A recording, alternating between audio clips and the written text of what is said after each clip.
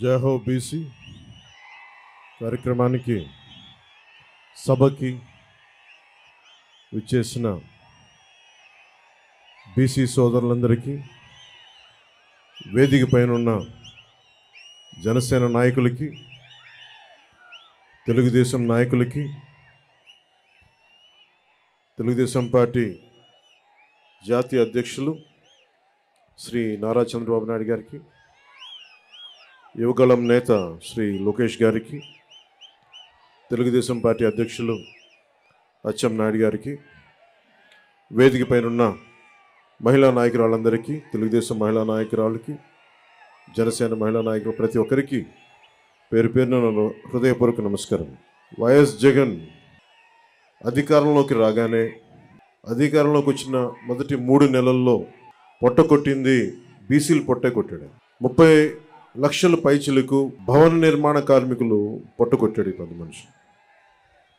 వచ్చి రాగానే ఏలూరులో 2019 ఎన్నిక ఆ రోజున వైసీపీ అండగా ఉంటామని చెప్పి బీసీలు డిక్లరేషన్ ఇచ్చి దాంట్లో ఏ ఒక్కటి కూడా నిలబెట్టుకోకుండా అందరూ నమ్మి ట్రెడిషనల్ టీడీపీ పార్టీని నమ్మి చాలామంది వైసీపీకి వెళ్ళడం వల్ల వచ్చి రాగానే ఎవరైతే వెన్నంటే ఉన్నారో వారినే దెబ్బకొట్టాడు.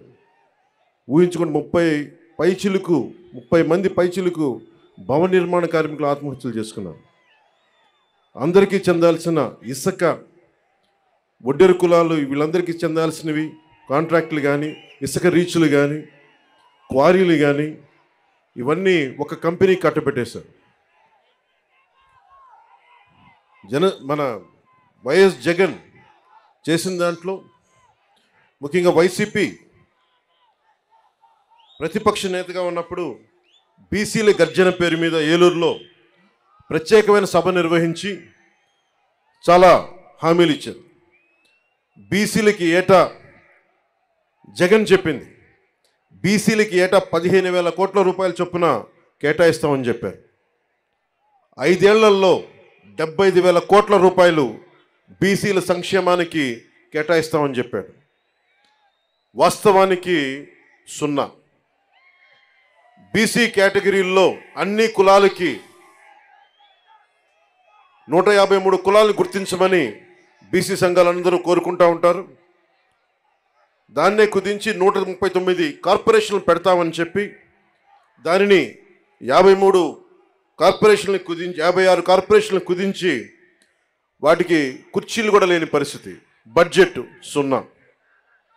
వైఎస్ఆర్ చేయూత పథకం కింద 45 ఏళ్ళు నిండిన ప్రతి మహిళకి 75,000 అందిస్తామని చెప్పారు.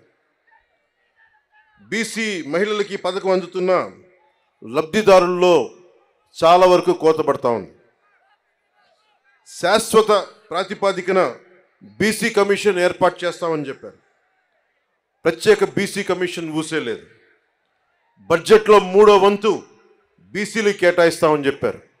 అది పూర్తిగా విస్మరించారు. ఇందాక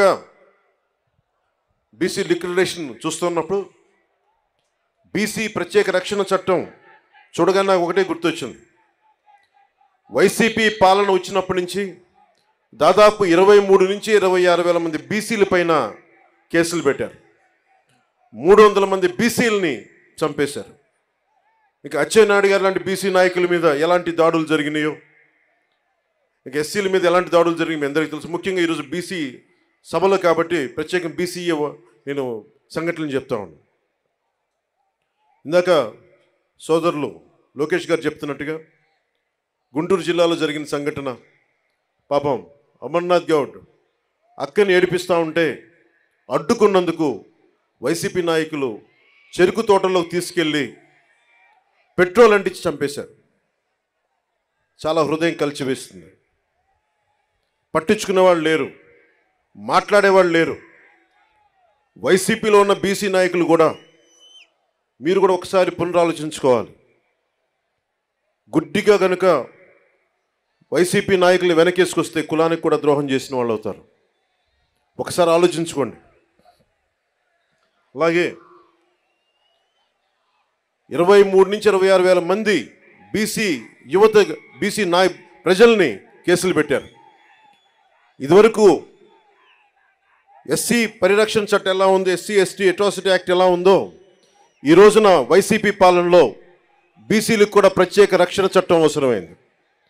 అది చెప్పగానే మొట్టమొదట బీసీ రక్షణకి చాలా అవసరం అని చెప్పి మనస్ఫూర్తిగా నా మద్దతు తెలిపాను వీటన్నిటికీ. ఈ రోజున జనసేన సంబంధించినంత వరకు బీసీలకి సంబంధించి నేను రామ్ మనోహర్ లోహియా గారి సిద్ధాంతాలకి ఆకర్షితునైన వాడిని. బీసీలకి సాధికారత ఉండాలి, ఇవన్నీ ఆలోచించేవాడిని. బీసీలకి మిగతా కులాలకి ఐక్యత ఉండాలి. కేవలం సంఖ్యాబలం ఉన్న బీసీ కులాలే కాదు, అల్పసంఖ్యాక బలం ఉన్న బీసీ కులాలకు కూడా ఎక్కువ అభివృద్ధి రావాలి. బీసీ కులాలన్నిటికీ ఎంతసేపు యాచించే స్థాయి నుంచి శాసించే స్థాయిలో బీసీ కులాలు ఉండాలి మనస్ఫూర్తిగా ఆకాంక్షించేవాడిని, కోరుకునేవాడిని. బీసీ కులాలు భారతదేశపు సంస్కృతికి సాంప్రదాయాలకి వెన్నెముక. బీసీ కులాలు లేని సమాజం, బీసీ కులాలు లేని భారతదేశం మనం ఊహించుకోలేం. భారతదేశం సంస్కృతి సాంప్రదాయాలని కాపాడుతుంది మెజారిటీ బీసీ కులాలే కాపాడుతూ ఉన్నాయి. అలాంటి బీసీ కులాలు చేతి వృత్తుల్ని కానీ, ముఖ్యంగా దేవాలయాల్లో మనకి ఆచార వ్యవహారాల్లో బీసీ కులాల తాలూకు వృత్తి నైపుణ్యాన్ని, చేతి కళల్ని ముఖ్యంగా దేవాలయాలు కార్యక్రమాలకు అనుసంధానం చేయాలి. తద్వారా వాళ్ళకి చాలా బలమైన ఆర్థిక పరిపుష్టి కలిగించే అవకాశం ఉందని నాకు చాలామంది బీసీ మేధావులు చెప్పారు. దానిని ఒకసారి నారా చంద్రబాబు నాయుడు గారి దృష్టి కూడా తీసుకెళ్ళి దాన్ని ఇంప్లిమెంట్ చేసేలాగా ఖచ్చితంగా దాన్ని ముందుకు తీసుకెళ్తాం. ముఖ్యంగా వడ్డెర కులస్తులు బ్లాస్టింగ్లు జరుగుతూ ఉంటాయి. కొడుతున్నప్పుడు డ్యాముల నిర్మాణం కానీ, రైల్వే లైన్లు నిర్మాణం కానీ ఇవన్నీ వడ్డెర కులస్తుల ద్వారా జరిగాయి బ్రిటిష్ హయాంలో. అలాంటి వడ్డెర కులస్తులు ఈ రోజున పాపం బ్లాస్టింగ్లో దెబ్బలు తింటా ఏ క్వారీలు కొడతారో ఆ క్వారీలకు వాళ్ళకి హక్కు లేకుండా పోయింది. జనసేన తెలుగుదేశం ప్రభుత్వం ఉమ్మడి ప్రభుత్వంలో వడ్డర్లకి బలమైన ఆర్థిక పరిపుష్టి వచ్చేలా వాళ్ళకి ఖచ్చితంగా వారికి దాంట్లో సింహభాగం ఉండేలా చూడాలని మనస్ఫూర్తిగా కోరుకుంటా ఉన్నాం. అలాగే వడ్డర్లు కాంట్రాక్ట్ వ్యవస్థల్లో నలిగిపోతూ ఉన్నారు. వడ్డర్లు మనకి ముఖ్యంగా ఈ క్వారీ మైనింగ్లో చనిపోతే కాంట్రాక్టులు మట్టి ఖర్చులు తప్ప ఇంక దేనికి అండగా నిలబడే పరిస్థితులు లేదు. నేనే స్వయాన కర్నూలులో ఈ పరిస్థితిని చూశాను. అలాగే యువతరం బీసీ యువతలో కుల వృత్తుల మీద ఆధారపడలేని పరిస్థితి ఉంది. ప్రత్యామ్నాయ అవకాశాలు కావాలి. వీటన్నిటి మీద చాలా సమూలంగా ఆలోచించాల్సిన అవసరం ఉంది. దాన్ని కూడా మేము పరిగణలోకి తీసుకొని ఈ రోజున బీసీ డిక్లరేషన్లు ఇచ్చినవి కాకుండా మీకు ముఖ్యంగా బీసీ యువతకి, మహిళలకి, పెద్దలందరికీ కూడా మీకు ఆర్థిక పరిపుష్టి వచ్చేలాగా, మీరు సంపదకి యాచించకుండా సంపదని సృష్టించేలాగా అలాంటి పథకాలు ఉండాలి. ఆ పథకాల కోసం మేము అహిర్నిశలు తెలుగుదేశం నాయకులతో కలిసి కృషి చేస్తాను మనస్ఫూర్తిగా మీకు తెలుపుకుంటా ఉన్నాను. అలాగే ఇంకొకటి పెద్ద సమాజమైన వాడబలిజ, అగ్నికుల క్షత్రియులు, జాలరి, పల్లెకారులు, పల్లెకాపు, గంగపుత్రులు, ముతరాసులు, ఇవన్నీ ఇత్యాది పల్లెకారుల కులాలన్నీ కూడా ప్రత్యేకమైన దృష్టి సారించాలి. దాదాపు 794 కిలోమీటర్ల తీర ప్రాంతం ఉండి ఈ రోజుకి జట్టీలు లేకుండా ఇబ్బంది పడతా ఉన్నారు. ఇప్పుడు గంగవరం పోర్ట్ లాంటిది నిర్మాణానికి పల్లెకారులు, జాలర్లు, మత్స్యకారులు ప్రాణాలు పోయినాయి.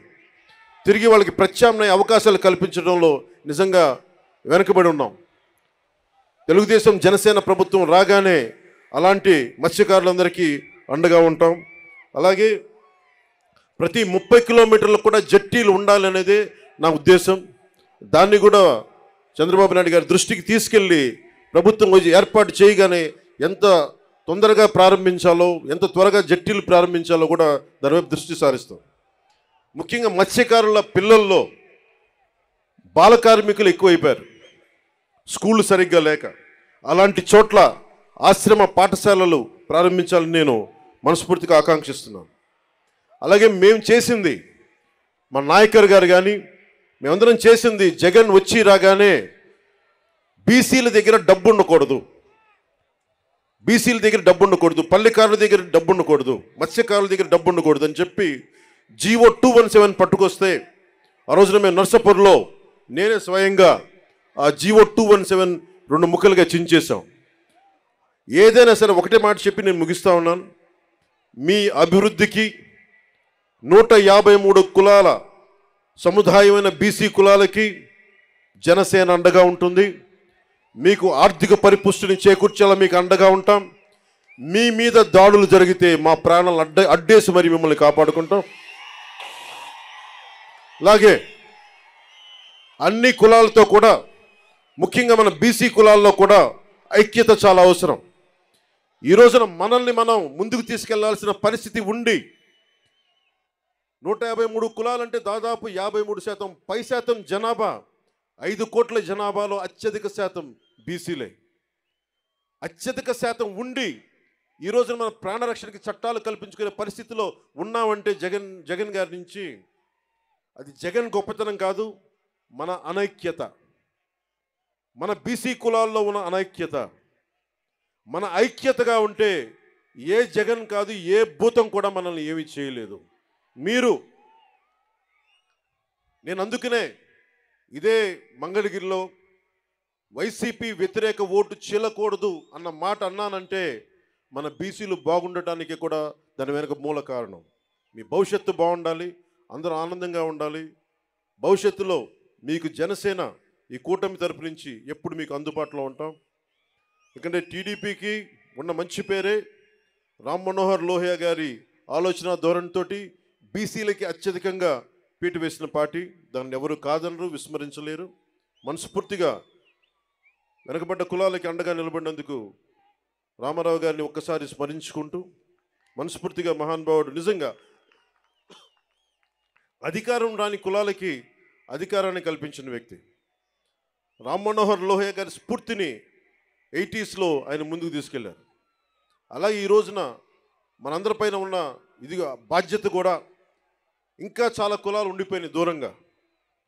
జగన్ వచ్చి రాగానే 34% ఉన్న స్థానిక ఎన్నికల్లోన 34% బీసీలకు రిజర్వేషన్ ఉంటే దాన్ని 24% తగ్గించారు.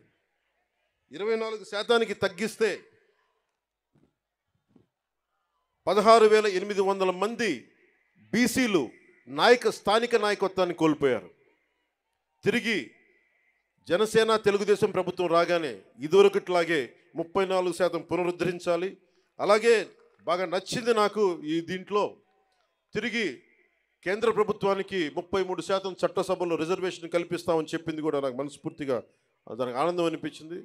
సో దీనికి ఈ బీసీ డిక్లరేషన్కి మనస్ఫూర్తిగా జనసేన మద్దతు ఉంది. నేను అహర్నిశలు మీ అభివృద్ధి కోసం కృషి చేస్తానని తెలుసుకుంటూ, తెలుగుదేశం వర్ధిల్లాలి, జనసేన వర్ధిల్లాలి అని మనస్ఫూర్తిగా కోరుకుంటూ, బీసీలు సాధికారత, రాజ్యాధికారం సాధించాలని మనస్ఫూర్తిగా ఆకాంక్షిస్తూ